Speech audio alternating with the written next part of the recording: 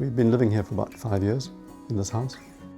It's just beautifully peaceful, a lot of trees, a lot of space around between the houses. I just thought it was wonderful because it was all the bird life and the quiet.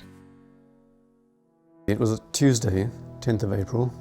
We had our usual, evening meal, and we were sitting on the couch in front of the telly, and the wind seemed to be gathering in strength over the course of the evening, and I wasn't too concerned about it. I know Lorna was a little bit apprehensive. She was getting up and down and checking out through the window to see what was happening. That was the thing that was most worrying, was the wind.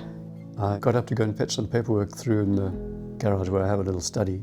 And I had the cat on my lap, one of our big cats, and I thought, I'm just going to see what's happening out there. And I got up, put him down, and as I came around the side of the couch, there was just this sound, this incredible sound. It was like a huge freight train coming through the roof. It was just like a massive noise. Followed immediately by things falling. And that's when the tree came down. I was hit on the top of the head by what probably was a roof beam, and it knocked me down so that I fell between two couches. When I got the torch beam onto her, I could see that she was alive and her head poking out from all the rubble and the wreckage. And I could see that she was injured with blood pouring down her face. And I thought, wow, this is a big deal. This is a huge thing that's happened to us, and there are going to be enormous consequences. The next morning came back down to reassess the damage in the light of day, and started thinking about contacting our insurers and trying to work towards recovery.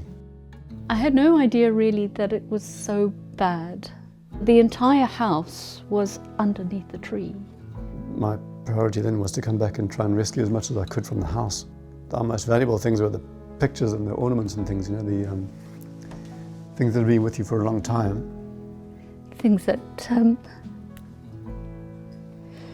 the things that really matter, they're just little treasures.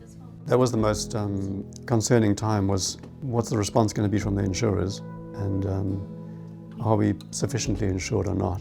It would have been devastating to not be able to rebuild our home, because it is everything that we have, all our sort of financial investment is in our home. The ANZ insurers were very prompt in responding. I was very grateful for that. Within 24 hours they came back and said, we acknowledge receipt of your claim.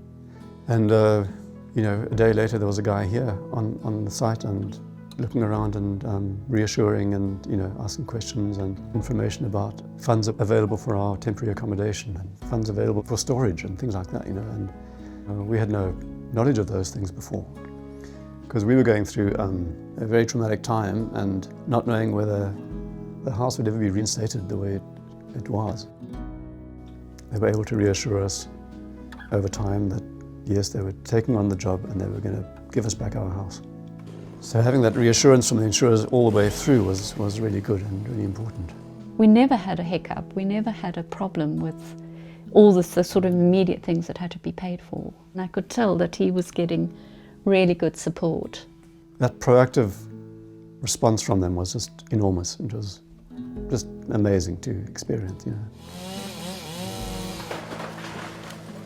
When they removed the tree, they couldn't get a crane or a truck down here. They had to get an enormous mobile crane which was up on the street, which was probably 50 yards away. It just all happened so quickly and efficiently. It was just brilliant.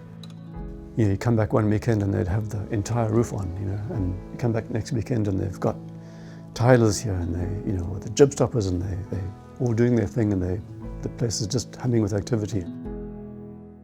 If you are underinsured or not properly insured, or you think you can do without insurance, but if something like this happens, you can sort of write off 30 years of your working life if you are not properly insured.